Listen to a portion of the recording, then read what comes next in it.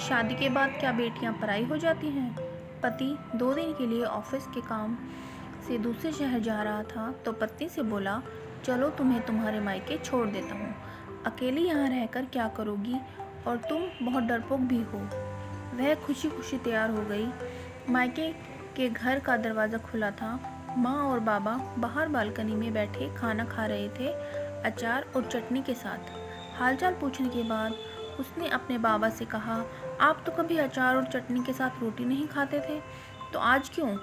तो बाबा ने बेटी से कहा, कभी कभी खा लेनी चाहिए, इसका भी अपना अलग ही मज़ा है। उसने अपने पिता की आंखों में लाचारी देख ली थी। उतने में ही भाभी बाहर आई और चेहरे पर झूठी मुस्कान सजाकर पूछने लगी, रहने आई हो दीदी? उसने खुश होते हुए कहा, नहीं, पति 2 दिन के लिए शहर गए हैं तो मुझे यहाँ छोड़ गए हैं। भाभी कहने लगी, बैठिए, मैं तुम्हारे लिए चाय पानी लेकर आती हूँ। वह भी अपने माता पिता के खाए हुए बर्तन समेटने लगी और कहने लगी, मैं भी भाभी की मदद करा देती हूँ और भैया से भी मिल लूँगी। यह कहते हुए वह अंदर चली गई। बर्तन किचन में रखकर जैसे ही वह कमरे की ओर चल पड़ी तो उसे भाई और भाभी की बातों की आवाज़ सुनाई देती है। भाभी भैया से कह रही थी, तुम्हारी बहनें ब्याह कर तो चली गई, लेकिन अम्मा बाबा की चौखट ना छोड़ी अभी तक। जिसका भी दिल करता है मुंह उठाकर चले आते हैं।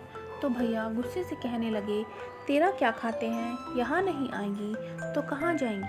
तो भाभी दनदनाते हुए कहती हैं कि बस बहुत हो गया, अब मुझसे नहीं होती तुम्हारे खानदान वालों की सेवा। तुम्हारे माँ बाप को संभालती हूँ, उन्हें खाना देती हूँ, यह एहसान समझो। भैया और भाभी की बात सुनकर वह सन्न रह गई और उसकी आवाज़ में उसके मुंह में ही दबी रह गई और वह उल्टे पांव वापस लौट आई। थोड़ी देर बाद फ़ोन पर झूठ मूठ की बातें करते हुए बाहर निकलती है। अच्छा माँ जी, आप लोग आए हैं गांव से, तो पहले बता देते तो मैं मायके नहीं आती। अच्छा, आप परेशान ना हो, ऐसा करें, तब तक आप पड़ोस के घर में बैठें, मैं अभी आती हूँ। माँ बाबा ने देखा तो आश्चर्यचकित होकर पूछने लगे, बेटा क्या हुआ, अभी अभी आई थी और अभी जा रही हो? कहने लगी, नहीं माँ बाबा, मेरी सासू माँ और ससुर जी आए हैं, उन्हें ऐसे कैसे छोड़ दूँ? अभी जाती हूँ, फिर कभी आ जाऊँगी। आप दोनों अपना ख्याल रखिएगा। अपने आंसू को दबाते हुए वह अपने माता पिता से मिली और बोझल कदमों के साथ खुद को हौसला देते हुए